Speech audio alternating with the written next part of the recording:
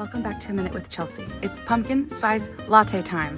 Fall is my favorite thing ever. After I got my coffee, I went to my new car wash place. I love it because they pre-soak your car, they fold in your mirrors, and they wipe them down at the end. Way better than the other one. And this time I paid for a monthly subscription. They also give you suckers and dash wipes. Also, I just really like how my crystal table is looking right now. The rainbows are just chef's kiss. Then I went to the post office where I had a package that was too large for me to pick up.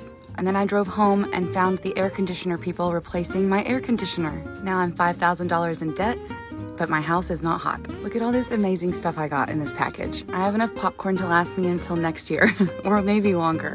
Thank you so much, Jordan. You really outdid yourself. Then I got in bed with Charlotte and we ate some pretzels.